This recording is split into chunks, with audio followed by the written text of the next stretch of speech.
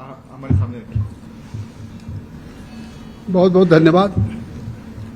अभी इन्होंने जिक्र किया कि भारत सरकार के अल्पसंख्यक मंत्री किरण रिजिजू जी की प्रेस कॉन्फ्रेंस थी और ये अलग प्रेस कॉन्फ्रेंस हो रही है। तो अलग होनी ही थी क्योंकि वो भारत सरकार की नुमाइंदगी करते हैं और मुझे ज्वाइंट पार्लियामेंट्री कमेटी के अध्यक्ष के रूप में पार्लियामेंट के स्पीकर श्री ओम बिरला जी ने नॉमिनेट किया था।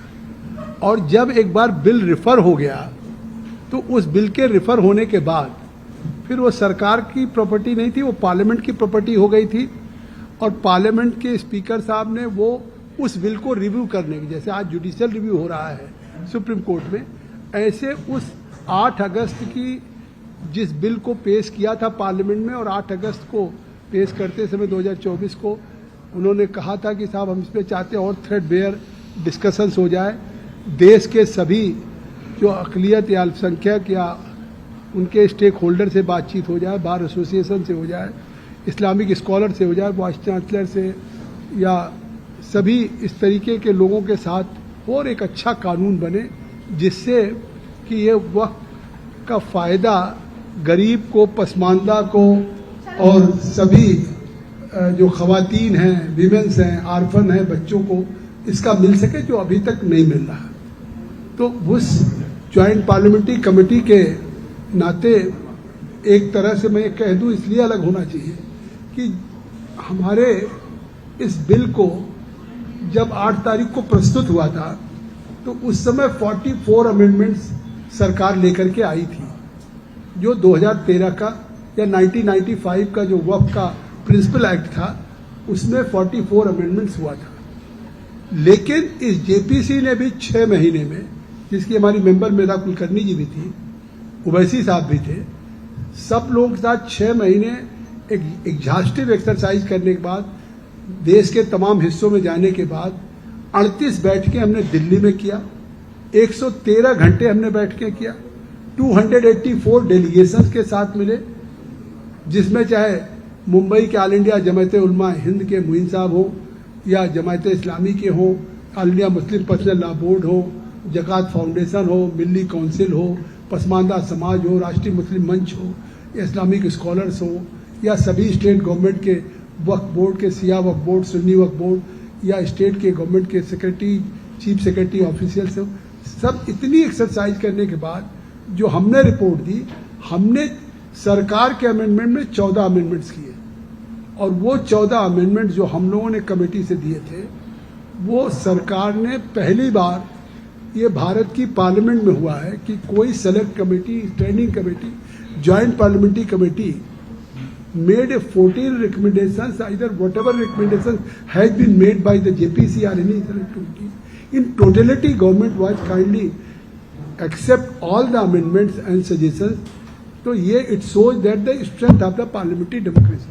मतलब सरकार ने जो अमेंडमेंट किया उस जेपीसी में हमने फिर अमेंडमेंट्स किया, उसको सरकार ने स्वीकार किया।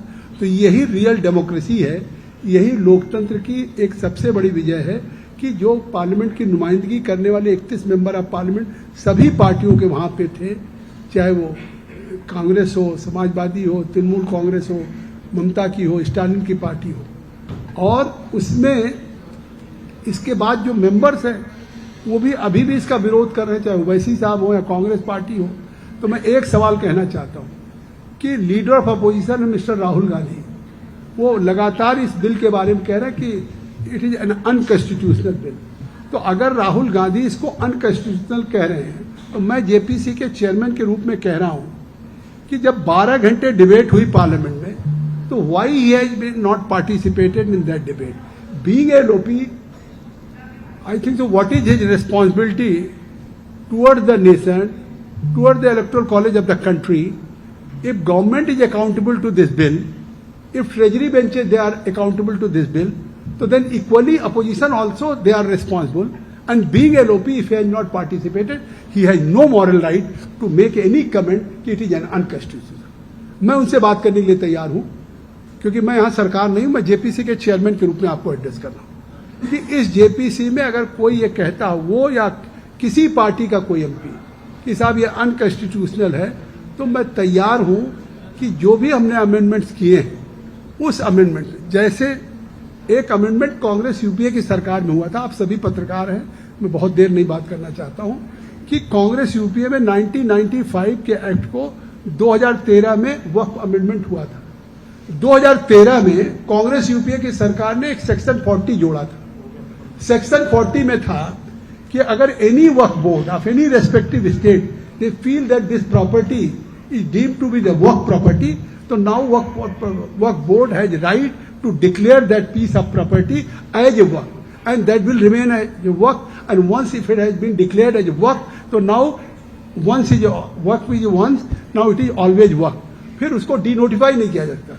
तो इट मीन्स कि सेक्शन 40 जो 2013 में ठीक चुनाव के लोकसभा के पहले कांग्रेस यूपीए ने जोड़ा था, जिस दिन 5 तारीख को मई को नोटिफिकेशन हो रहा था, 3 को कैबिनेट करके इसको जोड़ा था। और दिल्ली की 123 प्रॉपर्टी थी, जिसको 1911 में ब्रिटिशर्स ने कोलकाता से राजधानी दिल्ली बनाने के लिए उन्होंने फैसला किया, और फार्मर्स को उन्होंने कंपनसेशन दिया। ड्यूली कंपनसेशन देने के बाद फिर वो उन्होंने एक्वायर कर लिया, जिसको 1911 में अंग्रेजों ने राजधानी के लिए कंपनसेशन के बाद उसको एक्वायर किया हो, 1970 में 57 सालों के बाद दिल्ली वक्फ बोर्ड ने कहा कि ये वक्फ प्रॉपर्टी है।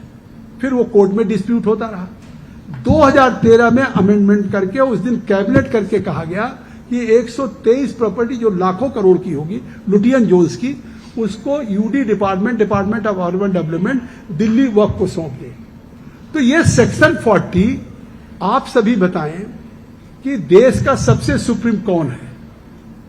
मुझे लगता है कि सबसे सुप्रीम संविधान है, क्योंकि संविधान के 3 आर्गन है। संविधान है 3 आर्गन, या संविधान थ्रू संविधान भी है डेराइव कि ये लेजिस्लेचर है, जिसके हम लोग चाहे पार्लियामेंट के हों मेंबर या असेंबली हो, असेंबली पार्लियामेंट भी एक लेजिस्लेचर विधायिका है। दूसरा एग्जीक्यूटिव है, जिसके अधिकारी हैं जो कार्यपालिका में जो एग्जीक्यूट करते। तीसरी जुडिशरी है, जिसकी इंडिपेंडेंस ऑफ जुडिशरी है, पार्लियामेंट के बनाए हुए कानून को बिल्कुल रिव्यू कर सकती है और उसका फैसला मान्य हो सकता है। तो ये तीनों आर्गन कॉन्स्टिट्यूशन नहीं दिया। अगर कॉन्स्टिट्यूशन ने दिया तो इससे ऊपर तो कोई अधिकार किसी का हो नहीं सकता। और सरकार ने 2013 में, कांग्रेस की सरकार ने कहा कि ये सेक्शन 40 इसमें जोड़ा जाता है, और सेक्शन 40 को अनलिमिटेड पावर दे दिया। सेक्शन 40 और 3A वो कॉन्स्टिट्यूशन के ऊपर ओवरराइड हो गया। किससे हो गया? आखिर फंडामेंटल राइट को नहीं वायलेट करता है? आर्टिकल 14 राइट टू इक्वलिटी को नहीं वायलेट करता है? कि अगर आर्टिकल 300A आप देख लीजिएगा, आर्टिकल 300A में है राइट टू प्रॉपर्टी। आप में से किसी के पास कोई प्रॉपर्टी है, उसको कैसे वक्फ बोर्ड हो या कोई गवर्नमेंट हो कैसे ले लेगी? तो वो सेक्शन 40 आपके राइट टू प्रॉपर्टी को वायलेट कर रहा है। तो अनकॉन्स्टिट्यूशनल तब था कि आपके ओवरराइड कर रहा था वक्फ के, और वक्फ का कानून मतलब सेक्शन 40 नहीं, कई कानून, right to equality. Manmohan Singh ji ने कह दिया कि इस देश की परिसंपत्तियों पे सबसे पहला अधिकार अल्पसंख्यक है। You don't feel that it is violation of the right of equality? Article 14 का वायलेशन नहीं है, आर्टिकल 15 का वायलेशन नहीं है, जिसमें आपको लिबर्टी है, फ्रीडम है अपने उसकी, या फिर आर्टिकल 21 का वायलेशन नहीं है, जिसमें आपको अपना कोई अधिकार हो, फिर आर्टिकल 308 का नहीं है। तो आज इसको हमने रिस्टोर किया। सेक्शन 40 को हमने इसमें जेपीसी ने रिकमेंड किया, सेक्शन 40 खत्म हुआ। अब आर्टिकल 300A रहेगा, आर्टिकल 19 सर्वो पर रहेगी, आर्टिकल 14, आर्टिकल 15। तो हमने कॉन्स्टिट्यूशन, तो अब इसकी बात पार्लियामेंट के डिबेट पे तो किया नहीं, और फिर आज उसको हमने रिस्टोर किया। तो इस हिसाब से आज ये जो कानून हुआ है, ये कानून हमने पारित किया शायद देश की आजादी के बाद से इतनी किसी बिल पे चर्चा नहीं हुई। जितने सरकार चाहती तो लोकसभा में बहुमत था, राज्यसभा में बहुमत था, उसको 8 अगस्त को पेश करती, पुश कर देती। अगर ये जो अफवाह all India Muslim personal law board, Congress या तृणमूल स्टालिन के द्वारा उठाया जा रहा है कि अब आपकी मस्जिदें चली जाएंगी, खानकाह चली जाएगी, कब्रिस्तान चली जाएगी, ये जो अफवाह फैलाया जा रहा है, जो रोजा, एक पवित्र रमजान का महीना, पहली बार इन्होंने मस्जिदों का इस्तेमाल किया। जो इबादत गाह है वहां कहा काली पट्टी बांध के जाइए। काली पट्टी तो मैनेजमेंट के खिलाफ बांधने की बात की जाती है। तो वहाँ अल्लाह को प्रेयर ऑफर करने जा रहे हैं, रोजेदार आप हैं, तो आप नमाज ऑफर करने जा रहे हैं, इसका मतलब अल्लाह के खिलाफ प्रोटेस्ट करिए। तो इन्होंने इबादत गाह को सियासत गाह बनाया कि आज जिस तरीके से कभी भी किसी मुस्लिम आंदोलन में मस्जिदों का इस्तेमाल नहीं हुआ, पहली बार इन लोगों ने अलविदा की जुमे की नमाज के दिन मस्जिदों का इस्तेमाल किया, इसलिए कि वहाँ असेंबली थी, बड़ी भीड़ थी। ईदगाह के दिन फिर ईद के दिन कहा कि आप ब्लैक पट्टी बांध के जाइए। क्या मनसा थी कि बड़ी भीड़ होगी, अगर कहीं कुछ 10-5 जगह पे कुछ हो गया तो ये होगा कि साहब देश के मुसलमान बहुत नाराज हैं, बहुत। लेकिन मैं देश के अल्पसंख्यकों को बधाई दूंगा कि वो एक महीना पवित्र रमजान का होता है, पाक का होता है, जाने अनजाने गुनाहों की माफ़ी का होता है, तरावी का होता है, नमाज का होता है। लोगों ने पीसफुली अलविदा की भी नमाज किया और पूरे देश में ईदगाह पे उन्होंने ईद की भी नमाज अदा किया। लेकिन उसके बाद फिर all India Muslim personal law board एक कैलेंडर जारी कर चुका है कि हम आगे ये आंदोलन करेंगे, ये आंदोलन करेंगे, ये आंदोलन करेंगे। जब आपने सुप्रीम कोर्ट में, जिसपे सुप्रीम कोर्ट को नाराजगी भी हुई कि इतनी बड़ी संख्या में एक एक पार्टी के जैसे कोई होड़ लगी हो, मुसलमान को वोट बैंक समझ रहे हो, कि आज इमरान मसूद साहब ने दाखिल किया तो मोहिबुल्लाह साहब ने भी कर लिया, लालू यादव पार्टी के मनोज झा ने भी कर लिया, उन्होंने भी, सांसद साहब ने दाखिल कर दिया, ओवैसी ने भी कर दिया, पार्टियों ने भी कर दिया। उनको मालूम है कि जो किसी भी कानून को बनाया जाता है उसके रिव्यू करने के 3 ही आधार पैरामीटर्स होते हैं। एक तो उसकी लेजिस्लेटिव कॉम्पिटेंसी हो, दूसरा वो कहीं violation of any fundamental right न कर रहा हो, और तीसरी बात आर्बिट्रीनेस न हो कि मनमानीपन से सरकार ने न बनाया हो। तो वो जब जेपीसी में गया, सभी मेंबरों के साथ दोनों हाउसेज में गया, तो ये तो लीगल कॉम्पिटेंस है, दोनों पार्लियामेंट 12-12 घंटे चर्चा हुई। लेकिन मुसलमान को संदेश देने के लिए, अल्पसंख्यक को संदेश देने के लिए कि साहब ये तो आपके हकों और हकूक पे हुआ है और हम लड़ाई लड़ रहे हैं, तो ये होड़ इसलिए नहीं है। पूरे देश के किसी राज्य में कोई आंदोलन नहीं हो रहा। आखिर मुर्शिदाबाद क्यों जल गया? अगर वहां पुलिस मूक दर्शक नहीं होती तो पिता और पुत्र को घर के खींच से वो कोई आंदोलन था, कोई प्रोटेस्ट था, दंगाई थे। अगर दंगाई थे तो किसकी state law and order belongs to which state subject है? The responsibility of the state to secure everybody, either Hindu और मुस्लिम और शेड्यूल कास्ट। क्यों नहीं प्रोटेक्ट किया गया? और 4 तारीख से 4 दिन तक लगातार जलता रहा। मतलब Hindu in a large number they were forced to migrate from Murshidabad to Malda by boat cross the river. और इसके बाद आज अगर वहां पे है तो आखिर इस राज्य में इसका मतलब है कि अगर वहां पे मॉब लिंचिंग हुई है, अगर वो दंगाई हैं, पकड़े नहीं जा रहे, तो स्टेट का प्रोटेक्शन नहीं है, ये तो स्टेट स्पॉन्सर्ड वायलेंस है।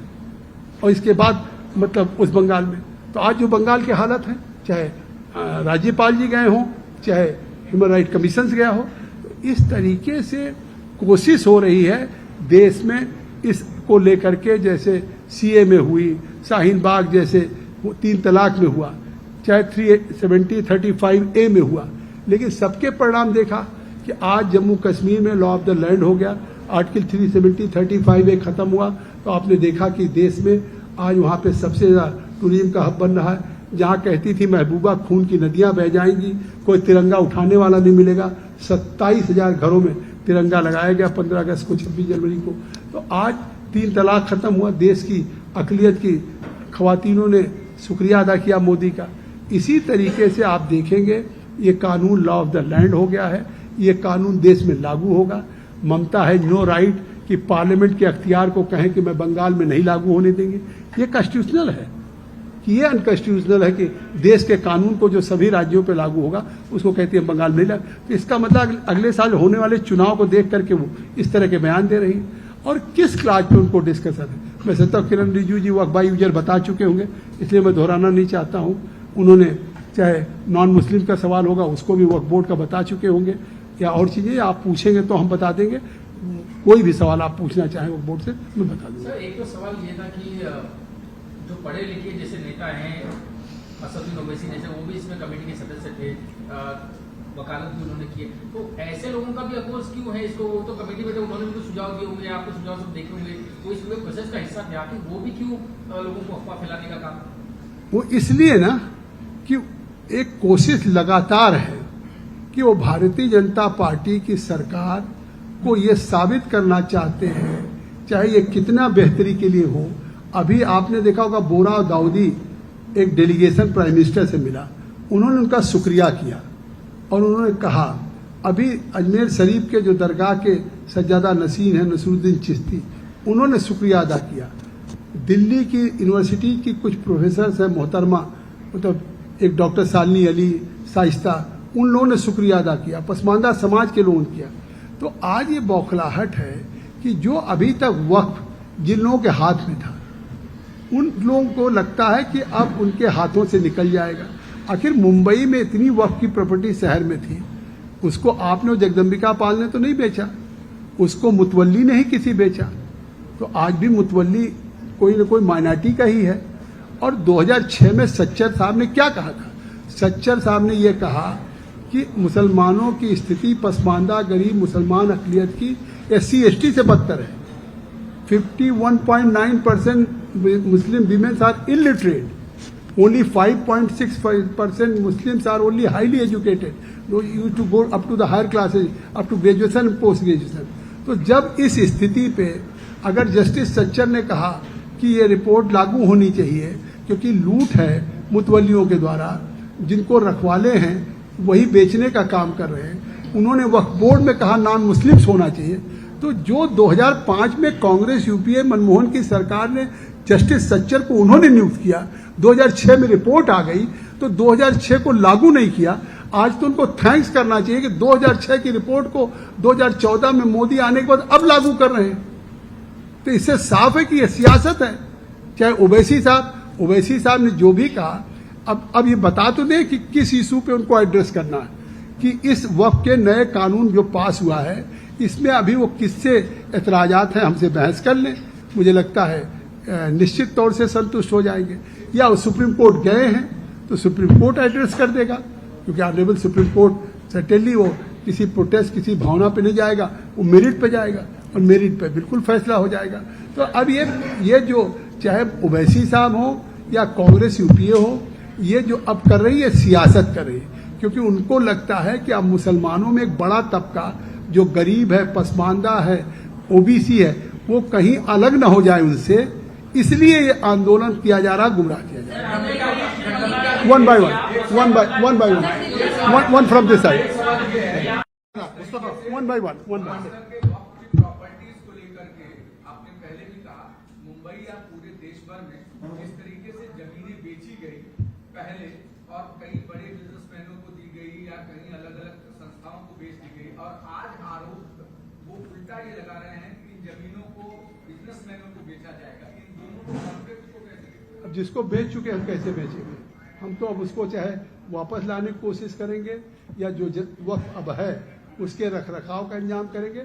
और ये पहली बार हमने अमेंड किया है कि अभी तक वक्फ बोर्ड में किसी बैकवर्ड का कोई रिजर्वेशन नहीं था, अब की मैंडेटरी किया है कि अब वक्फ बोर्ड में जो मेंबर होंगे उसमें बैकवर्ड पसमानदा समाज के भी होंगे और 2 विमेंस होंगी। और केवल वक्फ बोर्डों में राज्यों के नहीं, ऑल इंडिया जो माइनॉरिटी काउंसिल है जिसकी अध्यक्षता करेंगे किरण रिजिजू साहब, उसमें भी 2 महिलाएं होंगी और पसमानदा बैकवर्ड। तो जब हम अभी तक जिसकी नुमाइंदगी नहीं थी, दो section were unrepresented so far, if now in future they are going to get berth in that board, तो definitely they will have voice.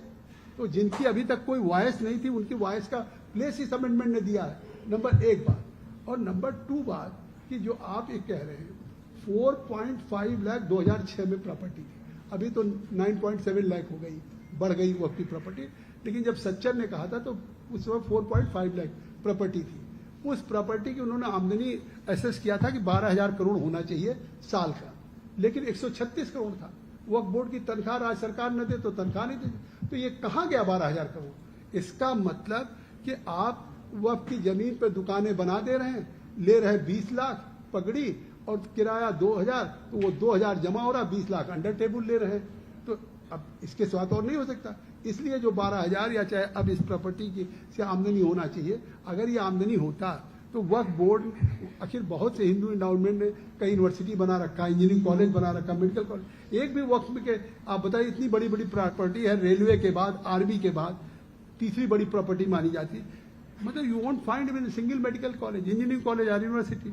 तो I think who are responsible, somebody is accountable. Delhi में वक्त बचाओ press conference चल रही है, वहाँ पे विपक्ष के भी सांसद हैं, मुस्लिम मौलाना है, वो कह रहे हैं कि हम कुर्बानी दे देंगे, देश के लिए दूसरी जंग है, इस तरह के शब्दों का इस्तेमाल करें, जंग की बात करें, खून खराबे की, क्या कहेंगे? मैं बिल्कुल कहूंगा वो लोग कोशिश कर रहे हैं कि एक संविधान एक के द्वारा बनाए गए कानून के खिलाफ जब सुप्रीम कोर्ट में जा चुके हैं और इस तरह से जिस तरह से ये आज बयान दे रहे हैं, ये कोशिश कर रहे हैं कि लोगों को उकसाने की, उन अकलियत के लोग गुमराह करके देश में बदअमनी फैलाने की। मुस्तफा और तीन पहलू है, उसमें एक पहलू ये है कि नया वक्त क्रिएट करने से पहले अगर आप कन्वर्ट हो रहे हैं तो 5 साल पूरे होने चाहिए, धर्म उसके बाद कर सकते हैं। इसकी क्या कॉन्स्टिट्यूशन है, इसकी जेपीसी में हुई थी, क्या ये कहीं भी इस तरह की एलिजिबिलिटी पहली बार ये लगाई गई, कैसे देखिए? नहीं, देखिए, दो हमने अमेंडमेंट किए, दोनों स्वीकार किया है। एक ऐसा है कि शेड्यूल 5 है, शेड्यूल 6 है, जिसमें कोई आदिवासी लैंड, महाराष्ट्र में भी गढ़चिरौली में आदिवासी लैंड कभी कन्वर्ट नहीं हो सकती, that will remain as adivasi land, वो आदिवासी लैंड। लेकिन अगर किसी आदिवासी किसी लड़की से आपने शादी कर लिया, आप मुस्लिम आपने निकाह कर लिया, तब वो उस प्रॉपर्टी को इमीडिएट मतलब वक्फ कर सकती है। अगर किसी को आपने इस तरीके से निकाह किया तो उसको इमीडिएट अगर लालच देकर के कुछ किया आपने, तो कम से कम कोई एक मौका लोगों को तो हो कि हम 5 साल हम मुस्लिम प्रोफेस करें, हम इस्लाम को अगर हमने स्वीकार किया है तो हम इस्लाम को प्रोफेस भी करें, हम उसके रिचुअल को हम चलें। तो जब हम एक पक्का मुकम्मल तौर से हैं, फिर आप चाहे वक्त करिए चाहे जो करिए।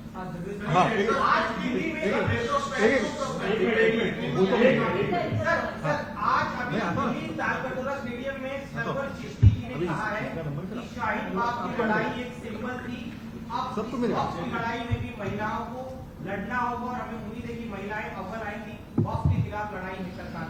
ये देश कानून से चलता है, कानून का राज्य है, और इस देश में जब आर्टिकल 370-35A को समाप्त किया जा रहा था, गृह मंत्री जी प्रस्ताव लेके आए थे, तो महबूबा मुफ्ती ने कहा था अगर ये कानून बन गया तो देश में खून की नदियां बह जाएंगी, कोई तिरंगा उठाने वाला नहीं होगा। और आपने देखा कि जब से वो कानून आर्टिकल 370-35A खत्म हुआ है, तो वहां कोई जुमे के बाद, जो हर जुमे के बाद स्टोन पेल्टिंग होती थी, आज एक भी पत्थरबाजी की घटनाएं नहीं हुई है। तो इस तरह से आज ये धमकी देना, देखिए आज कानून वो बना है एक डिटेल एग्जॉस्टिव एक्सरसाइज के बाद, ऑनरेबल सुप्रीम कोर्ट के सामने है, उसका फैसला उनको स्वीकार करना चाहिए, हमको स्वीकार करना चाहिए, न कि शाहीन बाग एक झलक थी, अब आगे टेलर था, पूरी फिल्म बाकी है, या आगे क्या अंजामे गुलिस्ता होगा। इस तरीके से चीजें कह करके वो देश के लोगों को भड़काने की कोशिश कर रहे हैं, और अगर उसकी परिणति कुछ हुई तो वो गुनहगार होंगे, जिम्मेदार होंगे, उनको देश का मुसलमान भी नहीं माफ करेगा। एक कानून बना है और एक सरकार ने अमेंडमेंट किया है, अगर उसको हम कबूल नहीं करेंगे, जनता कबूल नहीं करेगी, तो आगे उसका परिणाम मालूम हो जाएगा, उनको मौका मिलेगा तो देख लेंगे वो उस पर क्या करना होता है। आपके नाम पर जो हिंसा हो रही है पश्चिम बंगाल में, आपने उसका जिक्र किया, आप चूंकि महाराष्ट्र में है इसलिए संजय राउत का एक स्टेटमेंट आया है कि जो बंगाल में के मुर्शिदाबाद में जो हिंसा हो रही है उसके पीछे बीजेपी का हाथ है, बीजेपी प्रायोजित हिंसा है, इसीलिए वहां की जो ममता बनर्जी की चुनी हुई सरकार है उसको हटाकर राष्ट्रपति शासन जो है वो लाना चाहती है। अच्छा, मैं एक बात कह रहा हूं, आप लोग पत्रकार भी हैं, बीइंग ए ह्यूमन बीइंग, अगर इतनी बड़ी मॉब लिंचिंग हुई, वो अगर आरोप लगाते हैं संजय राउत जी या ममता जी कि भाजपा का हाथ है, तो why Mamata is not visiting to that house, why she not ready to meet the victims, और वहां जाके फैक्ट एंड फाइंडिंग करके तब देश को बताएं। आखिर वो कलकत्ता में इमामों से, मौलानाओं के साथ मीटिंग कर सकती है, तो इससे साफ है कि अपीजमेंट की पॉलिटिक्स कर रही है। वो कलकत्ता में रह करके जिस तरह से इस कानून के विरोध में जिन लोग हैं उनके साथ मीटिंग कर सकती हैं, और वहां पे नहीं जा सकती। जो हिंदू पलायन कर गए हैं मुर्शिदाबाद से मालदा, उनको वापस लाने की जिम्मेदारी स्टेट की नहीं है। आप एक कोई इंक्वायरी एसआईटी हो, कुछ हो, बना दीजिए, जो रिस्पॉन्सिबल होंगे उनके नाम सामने आ जाएंगे। ये खाली पॉलिटिसाइज करके आरोप लगाना अलग है। आप न्यायिक जांच रिकमेंड कर दीजिए। सरकार, स्टेट गवर्नमेंट भी चाहे तो चीफ जस्टिस को लिख करके कह सकती है कि साहब मुर्शिदाबाद की घटना की आप न्यायिक जांच करा दें, चाहे सिटिंग जज से, चाहे रिटायर्ड जज से। ये नहीं कर रही है, तो इस पे अगर हमारे चाहे यहाँ अरविंद सावंत जी या चाहे हमारे तृणमूल कांग्रेस के लोग अगर बोल रहे हैं तो मैं ये पूछ रहा हूं कि वो कब वापस आएंगे मालदा से। वो अपने घरों में जाने के लिए तैयार नहीं। धमकाया जा रहा कि जिस दिन पैरामिलिट्री फोर्सेज हटेंगी फिर वही हश्र होगा, और पैरामिलिट्री फोर्सेज हमने नहीं भेजा। हाई कोर्ट में ने सू मोटो लेकर के, और खुद हाई कोर्ट ने कहा कि वहां पे पैरामिलिट्री फोर्सेज डिप्लॉय की जाए। क्या हालात है, आप यहां से सोच सकते हैं कि जहां हाई कोर्ट खुद संज्ञान ले, हम धन्यवाद देंगे, तब उससे लोग सुरक्षित हैं। और जो लोग चले गए घर नहीं आने के लिए तैयार हैं, और मुख्यमंत्री जी कोलकाता में बैठी है, वहां दूसरे राज्य का मुख्यमंत्री तो जाएगा नहीं। उनकी जिम्मेदारी सुरक्षा करना। तो इससे साफ है कि उनके लोग जिम्मेदार हैं। उन दंगाइयों के खिलाफ अभी तक न गिरफ्तारी की जा रही है, न उनके खिलाफ कोई कार्रवाई हो रही है।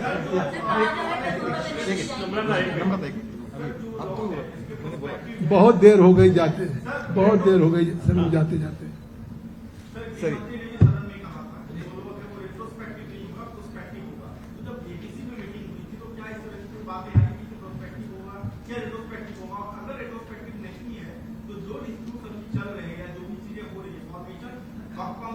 आप पढ़ तो लीजिए, हमारी 428 पेज की रिपोर्ट पब्लिक डोमेन में है। आपको समझ में आ जाएगा कि हमने प्रोस्पेक्टिव का हमने अगर रिकमेंडेशंस किया तो उसको सरकार ने स्वीकार किया, तो अब कोई डिस्प्यूट ही नहीं है भाई। रिट्रोस्पेक्टिव में जो है मतलब मस्जिद, खानका, इमामबाड़ा वो रहेगी। बस केवल अब इस कानून के पास होने के बाद 6 महीने में आप उसको वामसी पोर्टल पे रजिस्ट्रेशन करा लें। उससे पहले सुप्रीम कोर्ट ने 183 मिल्कियत, मुंबई महाराष्ट्र की 183 मिल्कियत को सुप्रीम कोर्ट ने महाराष्ट्र वक्फ बोर्ड को भेजा था। आपको पता होगा शायद, उसमें आपकी चर्चा हो रही थी। उसमें ये कहा गया था कि वक्फ बोर्ड इसको डिसाइड करे, इंक्लूडिंग इंटीरिया। तो सर, आपके लिए जो कानून बनाया गया है, क्या इसका इफेक्ट उस 183 मिल्कियत पे होगा या नहीं? देखिए, साफ किया किरण रिजिजू जी ने कि जो प्रॉपर्टी वक्फ की जिसकी डिस्प्यूट है, तो वो डिस्प्यूट अगर कोर्ट के सामने है तो जो कोर्ट का फैसला होगा वो बाइंडिंग होगी। और जिस पे डिस्प्यूट नहीं है, अगर वक्फ पे इस्लामिक रिचुअल हो रहा है तो वो वक्फ रहेगा। और अगर कोई गवर्नमेंट की एएसआई की प्रॉपर्टी है, नेशनल इंपॉर्टेंस ऑफ मॉन्यूमेंट्स है, तो ये राष्ट्र की धरोहर है। आज भाजपा की सरकार कल किसी की हो सकती है, तो उसको कैसे वक्फ रह सकता है? तो एएसआई की प्रॉपर्टी हो या राष्ट्रीय पुरातत्व के हो या कल्चर डिपार्टमेंट के हो, गवर्नमेंट के हो, वो फिर गवर्नमेंट की हो जाएगी। आई थिंक सो। Thank you. अरे आपने रिजू जी से बहुत पूछ लिया होगा। अच्छे जवाब दिए। ममता बनर्जी कल मुर्शिदाबाद जाने वाली है। एक सवाल को सबको मिलेंगे सर, सबको सवाल सबको क्या कहना? मुझे लगता है कि इतनी बड़ी घटना हो और जिस तरह से वहां पे दंगे हुए हों, खींच के लोगों को मारा गया हो, सारी दुकानें जला दी गई हो, और जब वेट करते रहे और अभी तक नहीं गई, जब श्री राज्यपाल को बीइंग ए कॉन्स्टिट्यूशनल हेड जाना पड़ा, जब दिल्ली से नेशनल ह्यूमन राइट कमीशन को जाना पड़ा, अब उसके बाद अगर जा रही केवल आई वॉश करने जा रही हैं, लोगों को ये दिखाने जा रहे हैं कि अब हम भी जा रहे हैं, क्योंकि अब इसका जवाब वो नहीं दे सकती ना कि आपको पहले जाना चाहिए था। Being a chief minister of the West Bengal state, it was her responsibility to visit after any incident just to eye wash, but she has not gone there. तो वो ये रेस्पॉन्स, अब गवर्नर साहब जा चुके, तमाम डेलीगेशन जा चुका, हमारे सुक्रान जो हमारे अध्यक्ष है भाजपा के वो जा चुके, ह्यूमन राइट कमीशन के हमारे हटकर जा चुके हैं, तो सब लोग जा चुके, पत्रकार सब जा चुके, सारी स्थितियां देश के सामने आ गई। अभी तक वो खामोश थी, अभी तक इमामों से मिल रही थी, अभी तक मौलानाओं से मिल रही थी, तो अब उनको लग रहा होगा कि जमीन खिसक रही है पांव के तले, तो शायद याद आ रही है।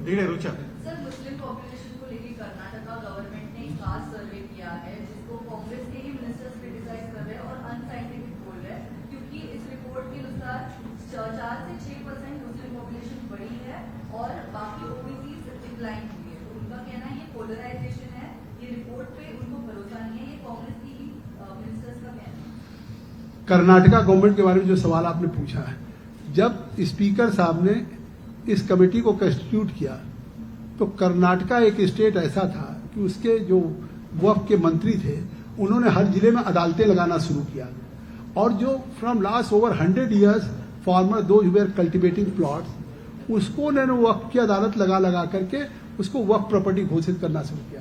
पूरे कर्नाटक में आपको याद होगा, अगर रिकलेक्ट करिए, कि फार्मर्स एजिटेशन शुरू हो गया पूरे प्रदेश में।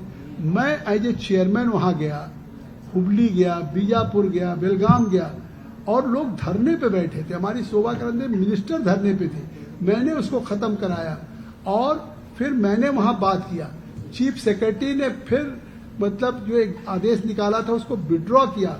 पूरे कर्नाटका असेंबली में हफ्ते भर चली, हफ्ते भर इसी पे डिस्कस होता रहा।